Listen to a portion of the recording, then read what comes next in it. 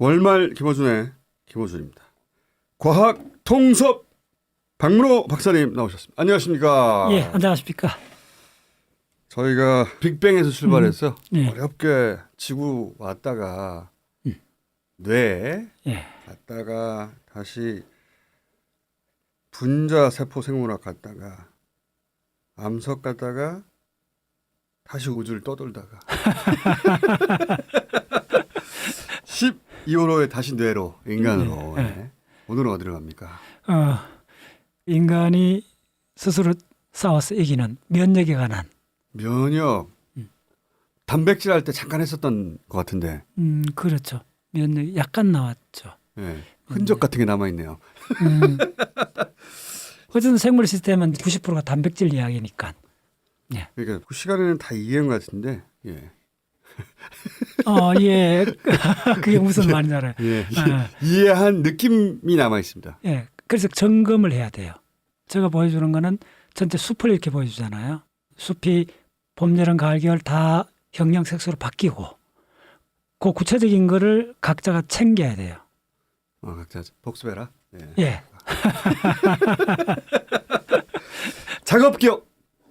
그렇죠. 작업기억. 바터린 지니. 예. 병속의 진이. 작업기억에 문제가 있는 사람이 자꾸 생각나가지고.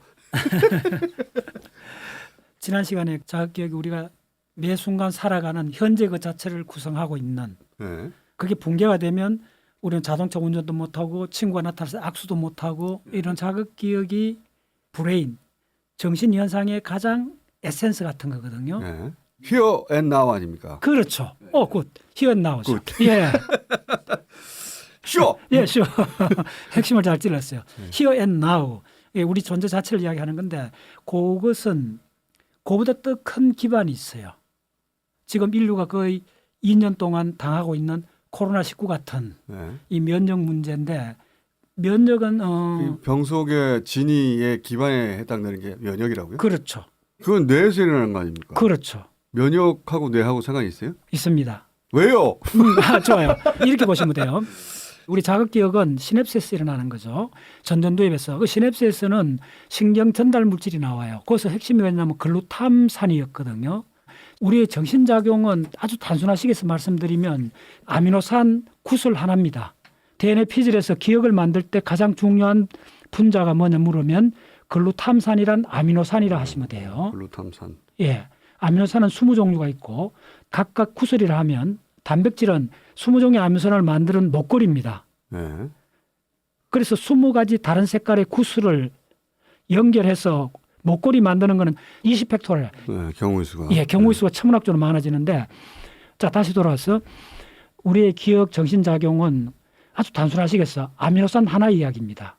그런데 면역은 기본 출발이 아미노산이 100개에서 500개 사이에서 일어나는 이야기입니다. 그러니까 동해 바닷가에 있는 파도가 아미노산 중에 하나라면 면역이라는 현상은 태평양 바다 같은 현상이 이렇게 보시면 됩니다.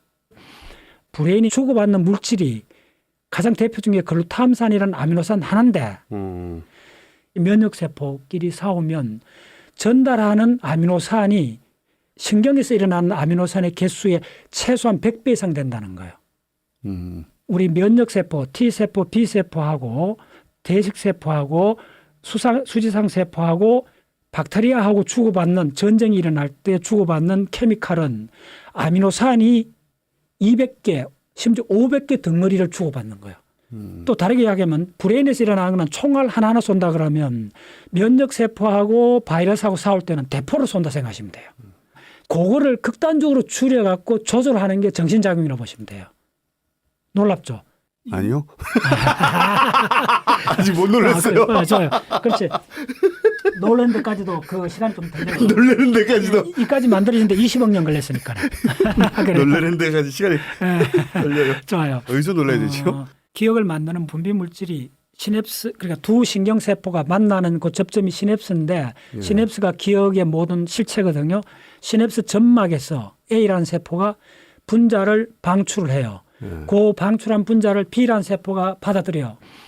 열쇠하고 자물쇠 같은 관계로 해서 B라는 세포 내에 온갖 생화학작용이 일어나갖고 나중에 단백질을 만들어 기억으로 만들어져요. 그런데 두 세포 사이에 주고받는 정보는 아미노산 딱 하나요. 어. 글루타메이트란 아미노산이에요. 와이파이네. 예, 두 신경세포 관계를 이제 바꿔보자는 거예요. A라는 세포는 그대로 두고 B라는 세포 대신 박테리아를 대치를 시켜보라는 저 거예요. 외부에서 침투해서. 침투해서. 같은 세포입니다. 위로 올라가 보면. 네. 우리 몸을 구성하고 있는 세포는 진핵세포고 박테리아는 원핵세포 그 정도 차이가 있는데 그냥 세포라 보면 같은 세포입니다. 침투했어요. 예. 침투 이제 우리 조직에 들어오면 네. 총삼이 일어나요. 그 총알이 우리 신경에서 일어나는 총알의 거의 수백 배 된다 이거예요. 그 종류가 종류도 그렇고 대포를 쏘는 거예요. 그러니까 한 번에. 그렇죠. 자, 잠깐만요. 음. 지난 시간에 네. 했던 네.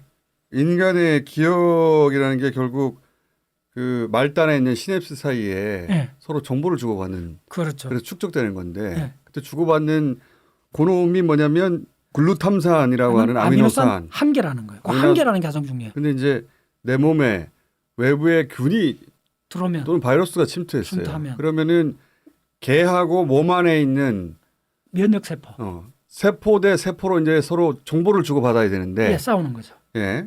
이 경우에는 주고받지만 사실은 적대적인 놈이니까 예, 예. 저놈을 죽이려고 하면서 아미노산을 쏘는데 예, 예. 100여 가지 종류의 아미노산을 쏜다. 아미노산 덩어리를 쏘요. 한 번에 예. 그 차이입니다. 기관총이 아니라 대포네. 그렇죠.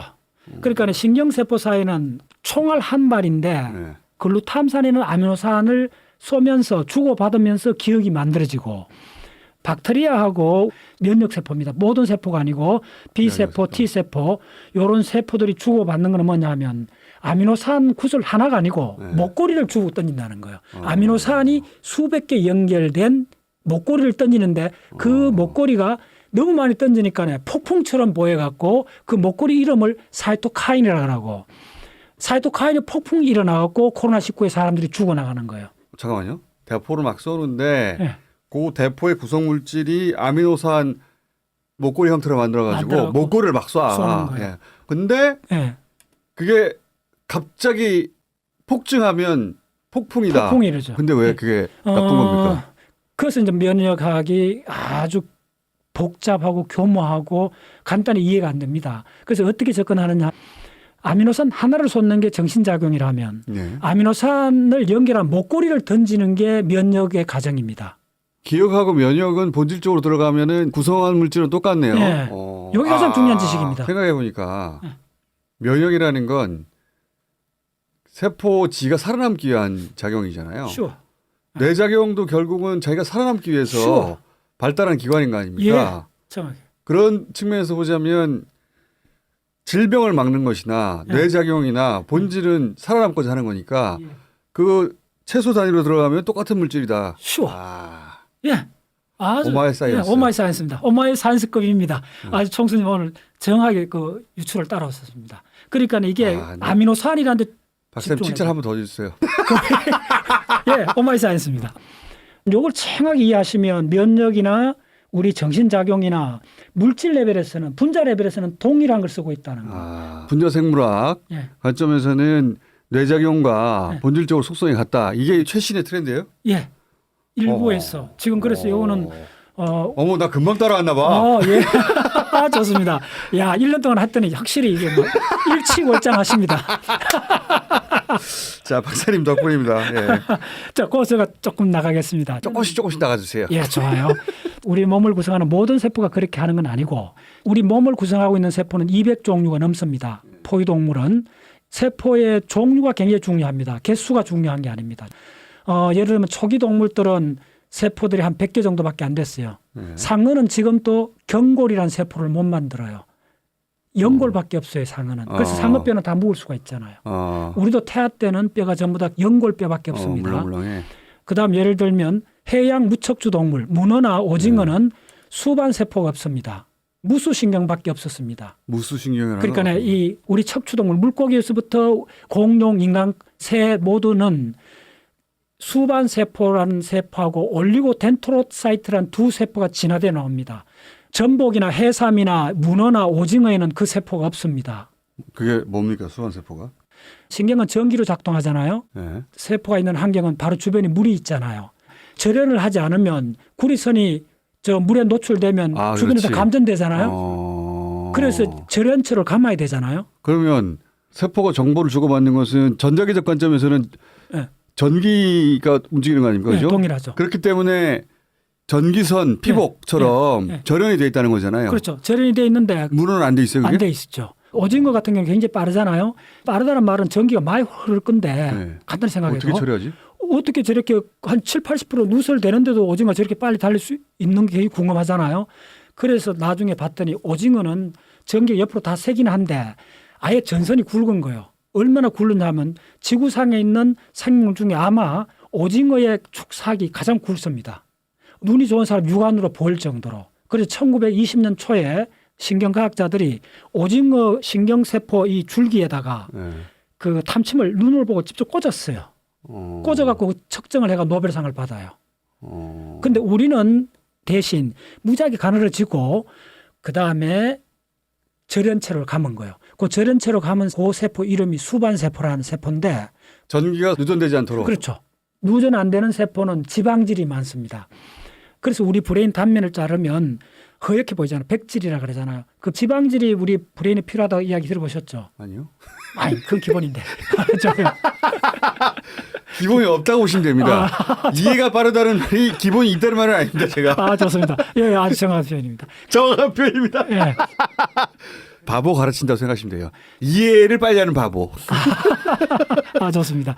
브레인을 자르면 겉은 약간 진한 색이고 안은 거의 하얀색이거든요. 네. 이 브레인 전체 불빛. 그 하얀 걸 백질이라 그래요. 삼겹살 보면 하얗잖아요. 삼겹살이 전부 다 지방세포들이거든요. 네. 그 지방질이 좋은 절연체입니다. 세포 내에 다른 건 다 줄이고 기름 방울로 가득 채워진 세포가 지방세포입니다. 칼국수 만들 때 밀가루 이렇게 납작하게 만들잖아요. 홍두깨로. 네. 그렇게 바짝 밀가 A4 용지처럼 납작하게 된 세포가 수반세포입니다. 그렇게 해서 우리 신경세포를 감습니다. 삼겹살 얇게 점인 거구나. 예, 그렇게 생각하면 됩니다. 문어나 오징어는 그 세포가 출현하지 않았습니다. 가시가 있는 어류부터 이 세포가 출현해갖고 우리 대뇌피질은 대부분 그게 감긴 세포거든요. 전기가 빨리 통과합니다. 그래서 우리가 인지작용이 개인기 계산이 빨라집니다. 누전 없이. 예, 누전 없이. 여기서 10km 보내면 끝에서 예. 10km 간다는 거죠. 그래서 김연아나 박지성 같은 아주 세계적 스포츠 선수들은 10년, 20년 훈련을 하면 그 수반 세포가 심지어 100번 정도 감깁니다. 그래서 훈련을 하지 않으면 누구나 다 이게 풀립니다. 이게 통째로 풀리는 병이 스티븐 호킹처럼 누기릭병이 됩니다.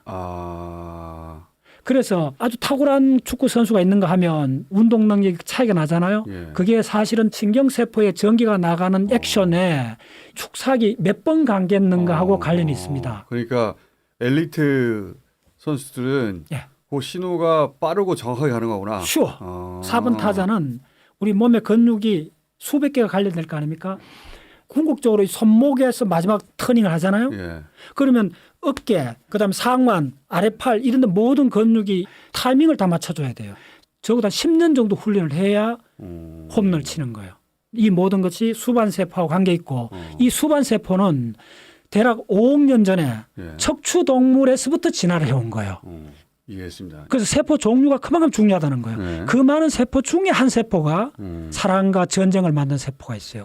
뉴런이란 세포예요. 뉴런도 기억을 만드는 이 놀라운 능력을 다른 데서 배워온 거예요. 그 대부분 학자들이 짐작하고는 아마 면역 세포에서 배워왔지 않는가라고. 그러니까 제가 처음에 얘기했던 대로 살아남기 위해서 면역이 했던 외부로부터 나를 지키기 위한 활동 그걸 모사해서 뇌작용을 한 것이다. 그렇죠. 독감이 해마다 오잖아요. 네. 그럼 이전에 왔던 독감을 기억해야 되잖아요. 그래서 우리가 백신을 맞으면 홍역 같은 건 일생 동안 작용을 하잖아요. 바로 면역 작용의 본질이 기억이고 그런 능력을 나중에 진화한 신경세포가 채용했을 거라고. 그러니까 한 번 걸렸던 병은 잘 안 걸리는데 그렇죠. 기억이라는 게 뇌에서만 일어나는 줄 알지만 예. 애초에는 예. 이 면역에서 출현. 한 번 걸렸던 병은 이제 다시 안 걸리도록 하는 그 면역 세포의 기억 능력 예. 그게 뇌로 간 것이다. 예. 전공하신 분들한테는 좀 양해를 구하는 게 굉장히 단순한 식인 거예요. 그러니까 구체적으로 괜찮아요. 예, 괜찮아요. 그래서 면역이라는 시스템을 먼저 공부하면 기억하고 매듭 없이 연결되는 걸 느낄 수가 있어요. 이거는 박사님처럼 뇌도 공부하고 분자생물학도 공부하고 쉬워. 예. 우주도 공부하고 예. 여러 가지를 하다 보니 그 안에서 공통점을 발견하신 거구나. 바로 그겁니다. 통섭의 일반입니까? 그렇죠. 그게 빅스토리죠. 그게 빅스토리. 그거 박문호 박사님이 할 수 있는 거 아닙니까 이게? 예, 좋습니다. 아까 폭풍 얘기하시다가 여기로 왔거든요. 폭풍 이야기. 적들이 들어와가지고 목걸이 대포로 막 쐈는데 더 많이 쏴서 더 많이 죽을 것 같은데 그게 왜 위험하죠? 간단히 이야기하면